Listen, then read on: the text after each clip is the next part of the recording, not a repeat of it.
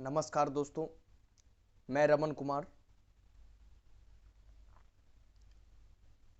आप लोगों के बीच आया हूं। आप हमारे चैनल को सब्सक्राइब करें, सर्वोच्च शिखर और बेल आइकन को दबावें।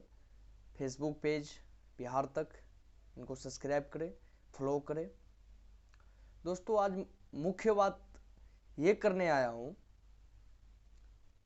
कि हाल फिलहाल में अभी यूपी में क्या हुआ है ये आप देख ही लिए हो। यूपी में जिस तरह से मर्डर किया गया, गोली मारा गया, ये कदापि ठीक नहीं है। ये कहीं ना कहीं समाज के अंदर भावुकता पैदा करती है। समाज के अंदर हमारी आने वाली जो नस्ल है या फिर जो छोटे जनरेशन का बच्चा है, अगर वो इस चीज़ को देखेगा तो उनके दिमाग में क्या चलेगा, क्या सोचेगा वो। जिस तरीके से अतीक अहमद का मर्डर किया गया, ये कदापि ठीक नहीं है। एक स्वतंत्र देश में, एक संविधानिक देश में अगर कोई माफिया को इस तरीके से मारा जाता है तो ये गलत है। माफिया प्लस चार बार का विधायक, सांसद, एमपी भी रह चुका है। अगर उनको जनता ने चुना, उन्हें जिम्मेवारी दिया, जन सेवा में वो अपनी भूमिका निभाए थे, माफिया भी था, जन सेवा में भी अपनी भूमिका निभाए थे, बशर्ते मारना इस तरीके से मरवा देना या फिर मारना कदापि ठीक नहीं है, कदापि ठीक नहीं है। ये कहीं ना कहीं संविधान की रीढ़ की हड्डी को तोड़ने की बराबर है। ये कहीं ना कहीं कोर्ट को, सुप्रीम कोर्ट को रीढ़ की हड्डी की तोड़ने की बराबर है। अगर आप किसी को गोली मरवा देते हो, कोई माफिया है, ठीक है, एमपी है, आप उनके ऊपर पॉलिटिकल शासन भी लागू हुआ, ठीक है, अगर उनको गोली मरवा देते हो आप, तो ये बहुत बुरी बात है। इसलिए कि आज के समय में आज का जनरेट ऐसा है कि अगर जिस स्थिति से वो मारा गया, ऐसा स्थिति अगर कोई पैदा करता है, अगर कोई गवर्नमेंट, चाहे राज्य सरकार हो, केंद्र सरकार हो, अगर कोई गवर्नमेंट पैदा करता है तो सबको सबसे दुश्मनी है, कोई किसी को मार गिराएगा। फिर कोर्ट का रहने या न रहने का कोई मतलब ही नहीं बनता है। हमारी संविधान कहता है अगर कोई बहुत बड़ा अपराधी है या इंटरनेशनल अपराधी है या देश के प्रति वो अपराध किया है, तो अंतिम से अंतिम सजा इसको क्या मिल सकता है? आपको भी पता है कि फांसी मिल सकता है। इससे भी कम अपराधी है, कम लेवल का, तो आजीवन कारावास मिल सकता है। लेकिन इस तरीके से मरवा देना कहीं ना कहीं गलत है। दूसरी बात, मीडिया आपको कुछ और दिखा रही है, मीडिया आपको सच नहीं दिखा रही है। इनके पीछे का सच क्या है, मीडिया आपको नहीं दिखा रही है। आज अतीक अहमद को कोई मारा है तो वो बजरंग दल का है। जिस समय उनको गोली मारा गया और पुलिस जब आरोपी को दबोचा, उस समय आरोपी जय श्री राम की नारा लगा रहा है। और उनका जो एक लड़का है, उनका फेसबुक आईडी मैं देखा तो उस आईडी पे जो है ये बजरंग दल का लड़का है। अब कोई गवर्नमेंट जाति धर्म के नाम पर अपनी वोट बैंकिंग देखता है, जाति धर्म के नाम पर वोट बैंकिंग देखता है, लोगों में नफरत पैदा करता है, हिंसा करवाता है। माफिया था, माने अतीक अहमद माफिया था, उन्हें कोर्ट जो सजा देता वो सही है।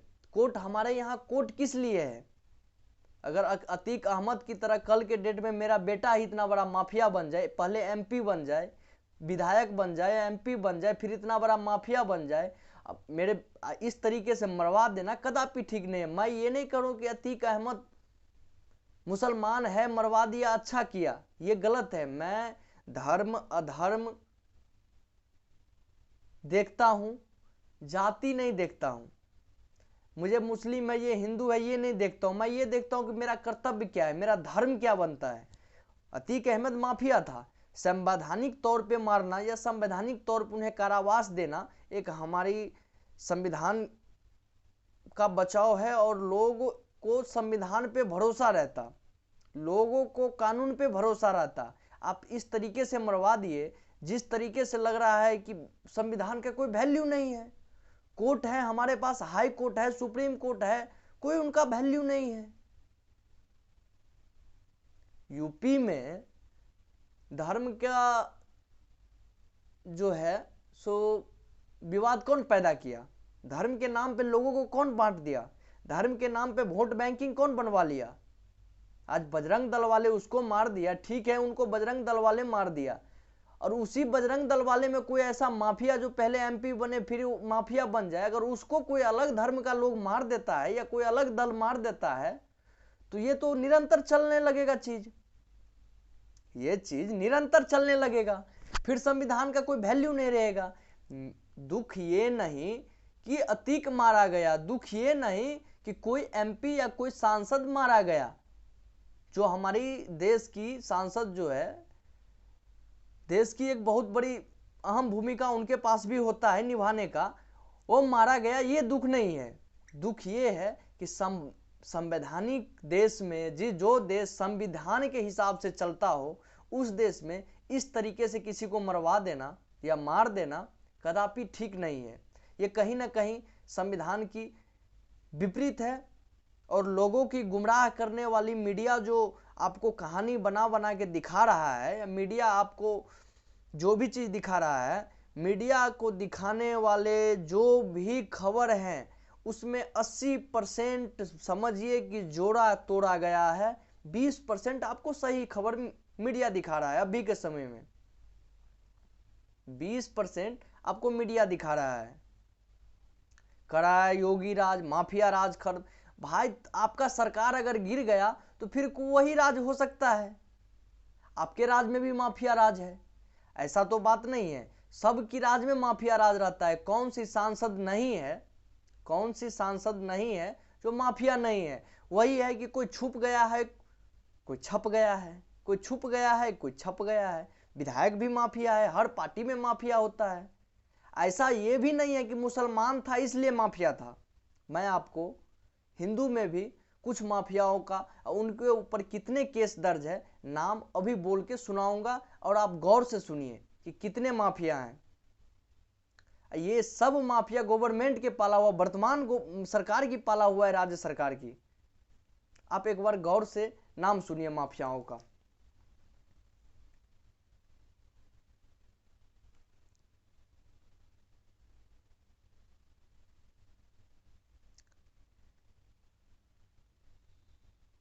कुलदीप सिंह, कुलदीप सिंह सेंगर, कुलदीप सिंह सेंगर 28 मुकदमे हैं। कुलदीप सिंह सेंगर के, यूपी की माफिया का मैं लिस्ट का नाम बता रहा हूं। कुलदीप सिंह सेंगर 28 मुकदमे हैं। ब्रिजेश सिंह 106 मुकदमे हैं। धनंजय सिंह 46 मुकदमे हैं। राजा भैया 31 मुकदमे हैं। डॉक्टर उदय भाव सिंह 83 मुकदमे हैं। अशोक चंदेल 37 मुकदमे हैं। विनीत सिंह 34 मुकदमे हैं। ब्रिजभूषण सिंह 84 मुकदमे हैं। चुलबुल सिंह 53 मुकदमे हैं। सोनू सिंह 57 मुकदमे हैं। अजय सिंह सिपाही 81 मुकदमे हैं।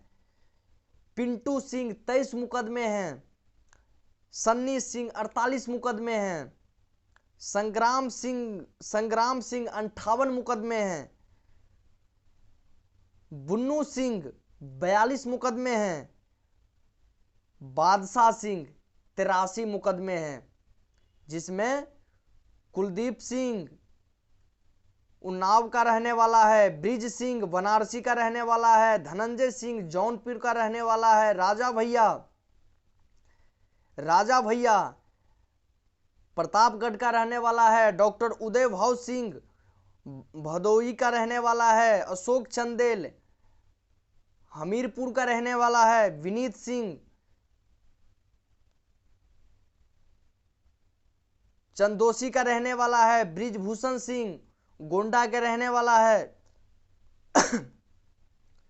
चुलबुल सिंह बनारस का रहने वाला है, सोनू सिंह सुल्तानपुर का रहने वाला है, मोनू सिंह जिसके ऊपर 48 मुकदमे हैं सुल्तानपुर का रहने वाला है, अजय सिंह सिपाही जिसके ऊपर 81 मुकदमे हैं मिर्जापुर का रहने वाला है, सन्नी सिंह जिसके ऊपर 48 मुकदमे हैं देवरिया का रहने वाला है। संग्राम सिंह जिनके ऊपर 58 मुकदमे हैं, बिजनौर का रहने वाला है।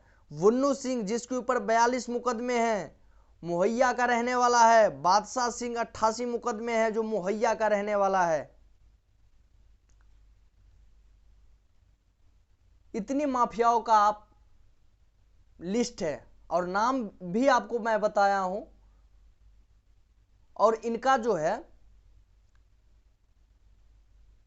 कौन कहां का रहने वाला है ये भी मैं बताया हूं। सारा सिंह है। बजरंग दल कौन ज्वाइनिंग करता है? ब्राह्मण, राजपूत। इसके अलावा किनके पास टाइम है कि बजरंग दल ज्वाइनिंग करेगा, माफिया बनेगा, इधर उधर चापलूसी करेगा, नेता का, लीडर का चापलूसी? किसके पास समय है? किसी के पास समय नहीं है। लेकिन इनमें, इन माफियाओं के लिस्ट में कुछ लीडर भी है और कुछ अनलीगल लीडर भी है। तो इतने को आप अगर इस तरीके से मरवाते हो तो क्या हो जाएगा? अतीक अहमद को आप जिस तरीके से मरवा दिए या फिर मार दिया कोई माफिया, इन माफियाओं को अगर इस तरीके से मार दिया तो फिर कोर्ट का क्या वैल्यू रहेगा मेरे भाई?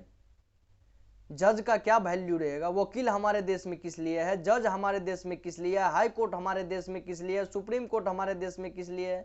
न्यायालय किस लिए है? पुलिस किस लिए है? अगर पुलिस कस्टडी में जाके कोई किसी एमपी को या किसी माफिया को मार देना, ये बिना सेटिंग का नहीं हो सकता है। इसमें तो कहीं ना कहीं सेटिंग है। अगर ये स्थिति अगर आप पैदा करते हैं तो कितने सांसद को मारिएगा? अगर वो माफिया है तो फिर सांसद कैसे बन गया? कौन सांसद माफिया नहीं है? किस सांसद पे केस नहीं है? योगी आदित्यनाथ पे भी केस है।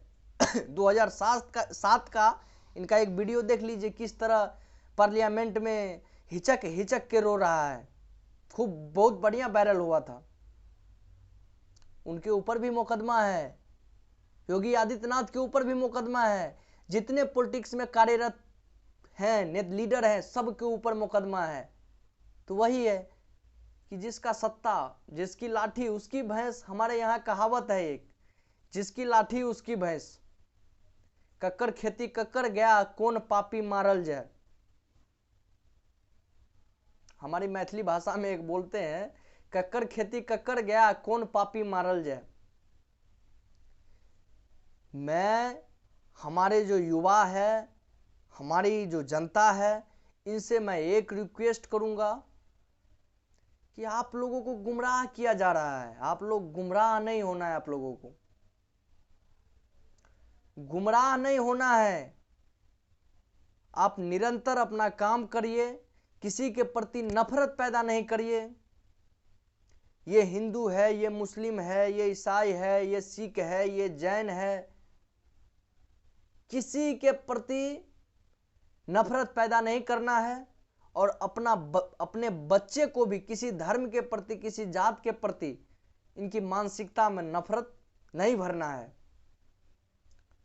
यही सिखाना है कि हम सब एक हैं।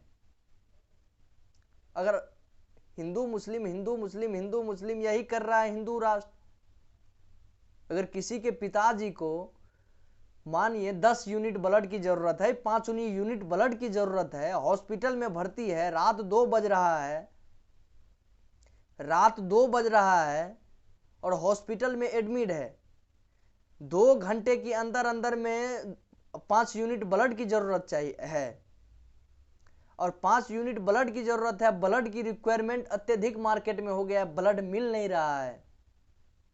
रास्ते में जा रहे थे ब्लड खोलने के लिए, मिल गया एक मुस्लिम भाई, मिल गया एक जैन भाई, मिल गया एक सिख भाई।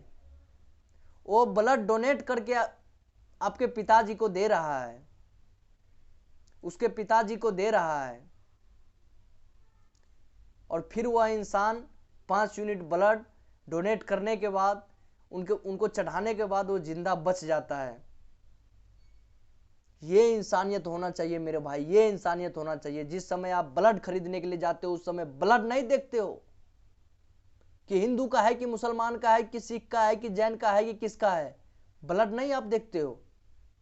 बस ग्रुप चेक करोगे कि कौन सी ग्रुप है, ए पॉजिटिव है कि बी पॉजिटिव है कि ए बी पॉजिटिव है कि ओ निगेटिव है कि बी निगेटिव है, बस। कौन सी ब्लड चढ़ेगा, कौन सा ब्लड चढ़ेगा, कौन सी ग्रुप का ब्लड चढ़ेगा, यही देखोगे, इससे ज्यादा नहीं देखोगे। और ये पॉलिटिकल बाजों की बातों में आके, ये कुछ नेताओं की बातों में आके आप इस तरह हिंसा कर रहे हो या इस तरीके का आप उन्माद कर रहे हो, ये ठीक नहीं है। ये जिंदगी के लिए ठीक नहीं है, नस्ल के लिए ठीक नहीं है। हमारा संविधान ये अधिकार हमें नहीं देता है कि हम जातिवाद पैदा करें, कि धार्मिक उन्माद पैदा करें। मानने के लिए आप मानो, ये भी अपनी धर्म को मान रहा है, ये वो भी अपने धर्म को मान रहा है, भाईचारा कायम रखो। इस बीच में एक आप देखे होंगे, एक शास्त्री आया था, धीरेन्द्र शास्त्री नाम का बाबा था। क्या था? धीरेन्द्र शास्त्री नाम का बाबा था।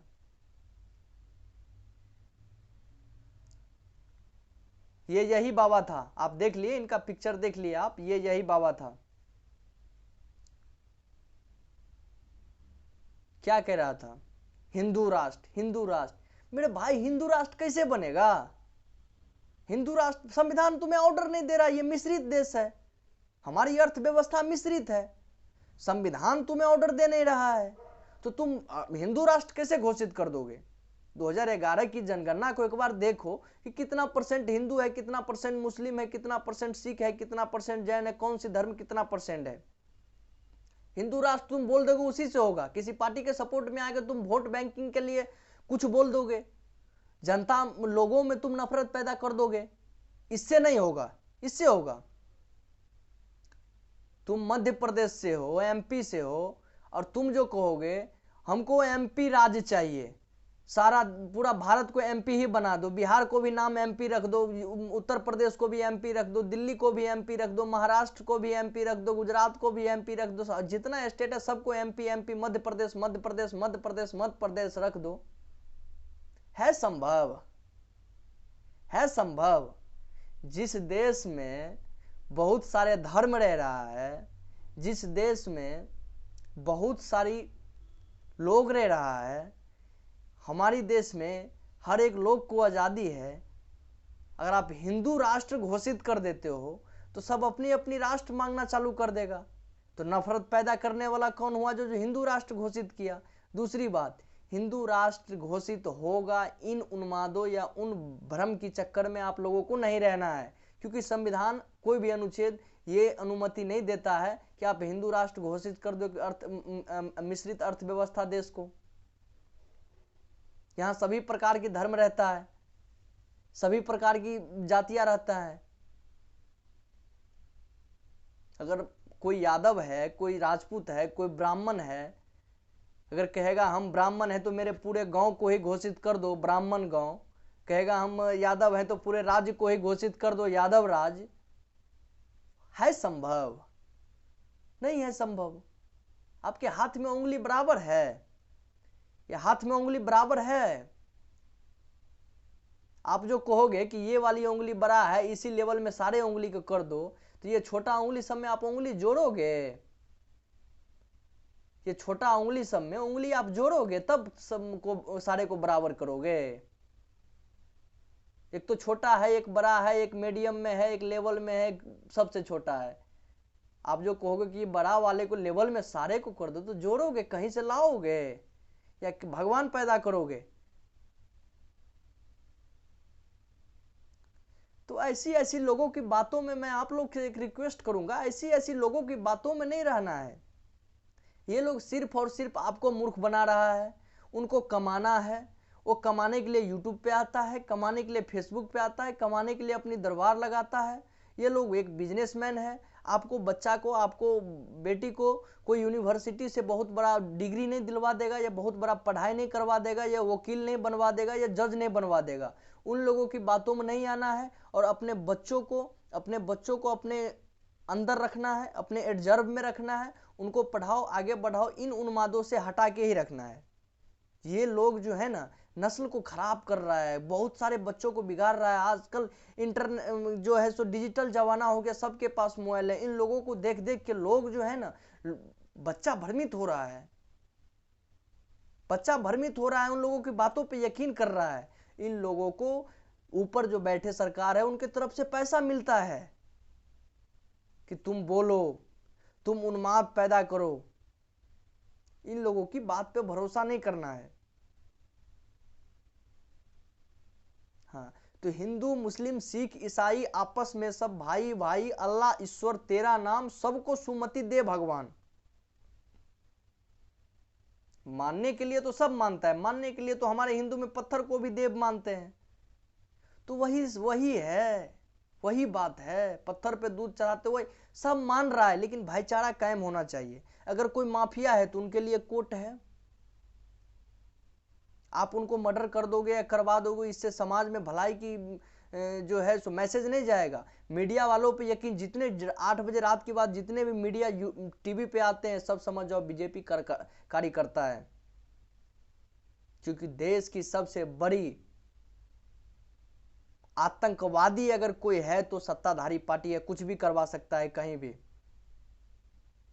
कुछ भी करवा। नेता लोग का क्या है, चुनाव जीतने के लिए कुछ करा सकता है। चुनाव जीतने के लिए अगर बॉर्डर पे 200 सैनिक को मरवाना हो तो जो है सो पाकिस्तान वाले या चीन वाले को मैसेज करके जो है सो अटैक करवा सकता है कि अटैक कर दो, चुनाव का समय आ गया है, पेपर में सुबह छपवा देंगे कितना सैनिक मारा गया, फिर हम तेरे को 10 दिन में हम अटैक करेंगे, तेरा सैनिक कितना मरेगा, फिर हम छपवाएंगे कि ये फलना नेता ने, फलना पीएम ने बदला ले लिया, बदला ले लिया, तेरा मरेगा 36 को तो यहाँ पेपर में आउट करेंगे 203, मेरा मरेगा जो है सो 203 तो पेपर में आउट करेंगे 36 को। इन चीजों से बचना है, यही हो रहा है। पॉलिटिकल पार्टी चुनाव जीतने के लिए कुछ भी कर सकती है, कुछ भी कर सकती है।